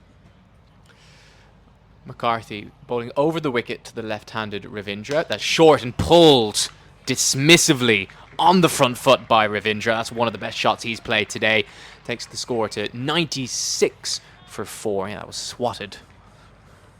Really impressive from Ravindra there. McCarthy just not quite getting his length right. I'm not too sure whether he's just missed his good length or whether he's just gone too full with the bumper there. But yeah, it goes to show, quality player. You put the ball there, and unfortunately you'll be punished. Yeah, he's found scoring reasonably straightforward this morning, has Ravindra, particularly finding the boundary. That's his 6th boundary now, 5 fours and 1 maximum. The 6th coming with another pull shot off Ruben Wilson earlier. That's a little bit shorter from McCarthy, and Ravindra just tucks it out armpit height into the leg side. No run. It's a brave shot to take on, though, pulling on the front foot when there is a little bit of variable bounce. I mean, we've seen him play that pull shot and kind of get on top of the bounce and so kind of swivel behind square. That one, he backed himself and he got full reward. Yeah, potentially the nature of playing shorter form cricket is guys tend to take that shot on a lot more. He's probably at the stage of his innings where he's feeling like he's more in now, so instinct has come to the fore, and he absolutely crushed it through mid-wicket. Yeah, he's on 41 now, Ravindra, comfortably the best Black Caps batter on display, and he leaves that one alone. So 28 overs gone, 96 for 4, as we said. Ravindra is on 41, having faced 65 deliveries, 7 boundaries, 6 fours and 1 maximum. That's the first ambulance of the day we've heard coming down the Dundonald Road. I think that will be a regular feature of these 4 days. It's funny, we had one of our co-coms is Tim. He works at the BBC. It's his first time over here. He couldn't get over how the ground is just literally on the side of the main road. So what do you think the message is at lunch then for the Black Caps? Are they looking at it like, ideally, if you look at the dismissals, maybe apart from Kane, who got a good ball, a few softish dismissals, do they just look at it as it's just a worthy hit out, and obviously not ideal to be getting dismissed in some of the ways they have as Wilson continues. Blundell lets that one go through.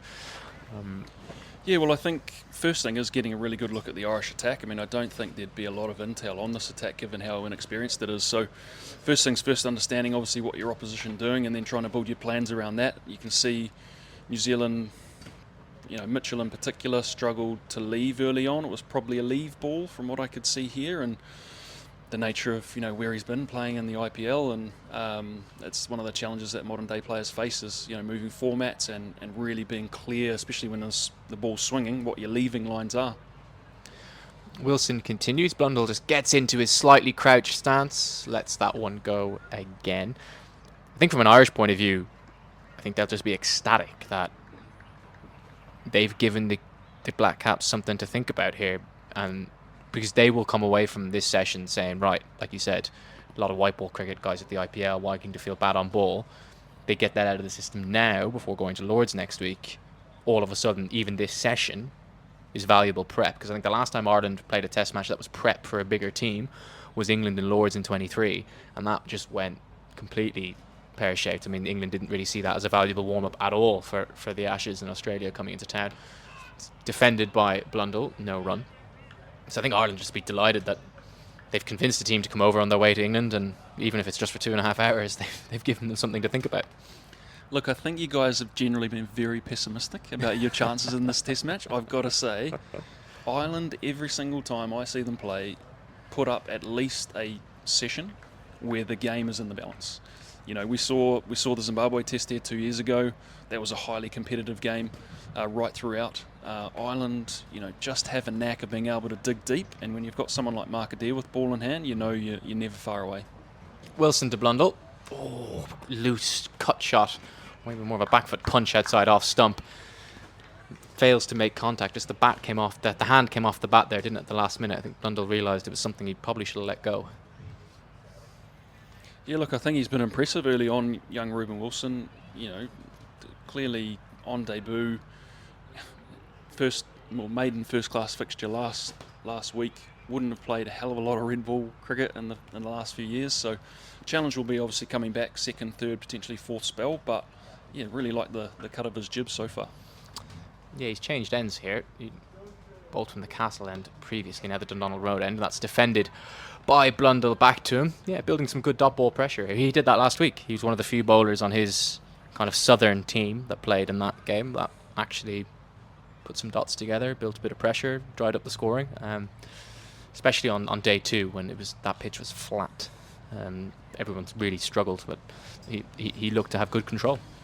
Look, he's got a nice simple action. Everything's moving in good alignment towards the batsman, and you know, looking at him now, he's potentially 6'2", 6'3". He might have a little bit more height in him, and he's got a good future. Yeah, he's very young, just 19. As that's guided, did that carry? There was a cry of catch and the dive at third slip. The ball has not gone to hand. Not 100% sure if that carried to Andy McBride. I think it might have just fallen short. Based on the reaction, people don't look overly disappointed. But it's the end of the over. 97 for 4 New Zealand. What do you reckon? Half a chance? Potentially. It did look as though it maybe just dropped in front, but once again, Wilson getting the ball into, you know, the channel of uncertainty, that corridor there, really asking some good questions of the batsman. Blundell still building his innings. You know, it's exactly where you want your seamers to be. This is textbook, isn't it? 5 minutes to go before lunch. On comes the off spinner. We've had nothing but right arm seam, medium pace all morning from this Irish attack, and Andy McBride is going to get an over. He'll get through it quickly, so we will get another over before lunch. Castle end, wearing 35. Andrew McBride. McBride, who of course was so influential in that the last time Ireland played a test match at this venue. Primarily with the bat. I mean, that's been the story of his test match career almost. I mean, look, he's an economical off spinner, shall we say. Maybe not the biggest wicket taking threat in the world, but it's been with the bat actually that he's done most of his good work in red ball cricket for Ireland. But he's going to have a bowl here just before lunch. Yeah, McBride's control and his ability to change his pace, change his flight, but not necessarily change his length. That's the most impressive thing about him. He'll build some dot ball pressure here. He's got a short leg in place, so it'll be interesting to see whether he can extract any turn into the right-handed batsman here. Yeah, Blundell on strike. Cade Carmichael is under the lid at short leg. There is a slip as well, as that's a back of a length delivery from McBride. Blundell's just happy steering it into the offside. No run. You faced much of McBride? I did when playing Interpros a few years ago. Faced a lot of McBride. Found him really difficult to get off strike because of that change of pace, really subtle variations. Very smart bowler. In he comes. This is steered into the leg side. It's a good bit of work from Carmichael. Just worked off the hip. It landed in front of him at short leg, but he gets his arm in the way and cuts off a single. He's a real quiet competitor. He's not one of those guys who's effervescent in your face, but you just know when you're looking at him coming into bowl, you know you're in for a real contest. Yeah, he's definitely a quiet individual, is McBride. As he comes in, steered again off the hip. This time Carmichael can't cut it off at short leg. It's fielded at deep square. Blundell gets off strike, which brings the left-hander into play. I think McBride probably prefer bowling to Ravindra than Blundell. 98 for 4 now. New Zealand. Ravindra is on 41. Blundell has moved on to 8, I think, according to that very small scoreboard down at the back. Tim seemed to suggest earlier that the reason why we've got that very small scoreboard to go with the usual club one is because at ICC test matches they have to have scoreboards that have the batter's name on them, and of course the other scoreboard is just shirt numbers. Well, you're doing very well to read that because I can't quite make out those numbers from here. No, it's tiny. I mean, I'm slightly guessing. Ravindra is definitely on 41. Make that 42 as he cuts McBride out towards deep point. Just a little bit short so far, McBride. He probably has been fractionally short. New Zealand players typically trying to play finger spin in particular off the back foot. So, yeah, the challenge will be, can McBride be slightly fuller without going too full? He's going to have another go at Blundell here. Right-hander back on strike. O'Brien with his short run-up as tends to be the case. And once again, Blundell just steers that one on the back foot past the outstretched hand of Carmichael at short leg and out to deep square for one. Single brings up the 100 for New Zealand. As Ali reminds us on the PA, it's 100 up for New Zealand. 3 figures brought up for the loss of 4 wickets, which, all things considered, I think Ireland will consider a very good return, having won the toss this morning about 3 hours ago now and decided to bowl. This time McBride gets Ravindra coming forward and it's defended straight back to him. And 1:29 local time, I think we will get one more over in. Yes, we will. Umpire Wharf is marched in from square leg to his standing position, so it'll be a very long session. It won't be 2.5 hours, it'll be more like 2 hours 35 minutes. It's a long old slog here, but it's alright. It gets easier in the afternoon, Mark. So who's impressed you most for Ireland then this morning? Adair's got the best figures, doesn't he? He's got, 3 of the 4. McCarthy's got 1 on debut. Wilson's been reasonably tidy. Yeah, look, I think you can't go past Mark Adair. I mean, the guy, he lives for an occasion. Being able to play a test at home, in front of his home crowd, take 3 early wickets has been a great start. Wilson continues. Blundell's in behind that one on the back foot. Defends straight back to him. Yeah, he's only from down the road, Mark Adair, Hollywood, this side of Belfast. Home of Rory McIlroy, of course, as well. Yes, he spent a couple of seasons playing his club cricket here at Civil Service North as well. Was that a younger version of Mark Adair or mid-career? I believe before he went away to Warwickshire, or Right. in and around that time, he spent a couple of seasons here. So, very much on a home patch.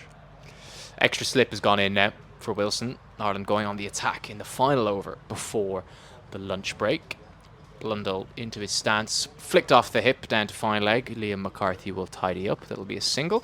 Brings Blundell into double figures, if I'm reading that scoreboard correctly. Yes, he's on 10, 101 for 4. So who had to? Were you captain of CSNI at that point? Were you any senior? Well, you didn't have to captain him. I was going to ask you, is he a nightmare to captain or?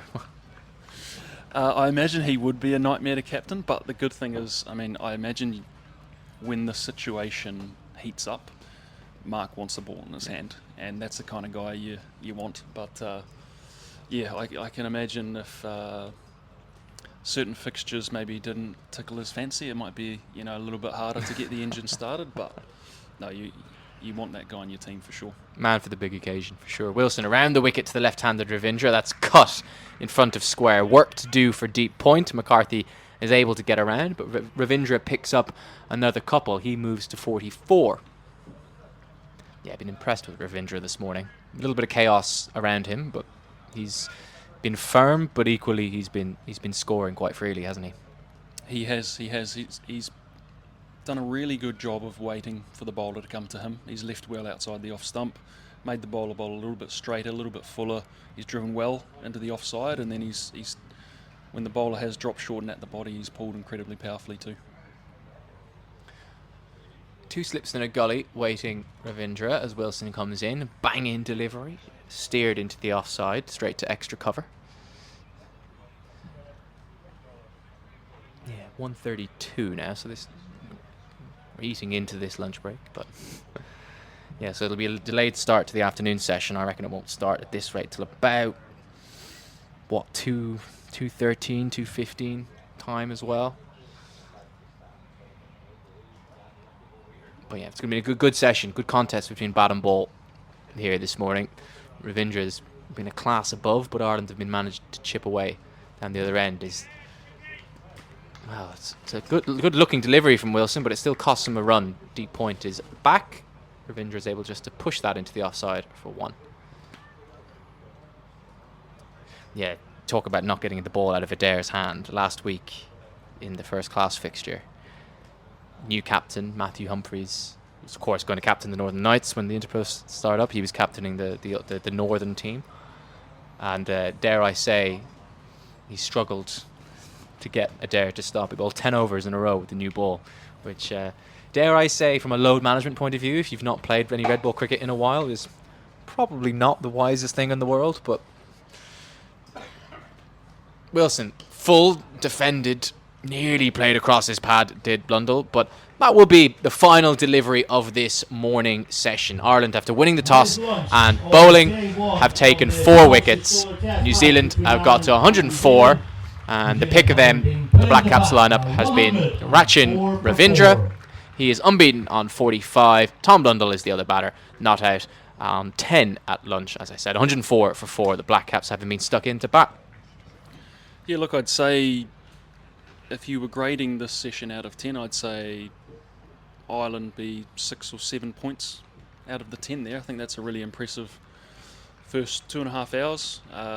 4 wickets and some big men in the hut, and Ireland have a really good chance going into the second session to grab another couple of 2 or 3 early and, potentially restrict New Zealand to somewhere between 200 to 250. That's Mark Ellison. Thank you very much for joining us this morning. Mark, thank you for listening. After a lengthy stint, we're going to go off and get our lunch. Join us for the afternoon session, and we'll be back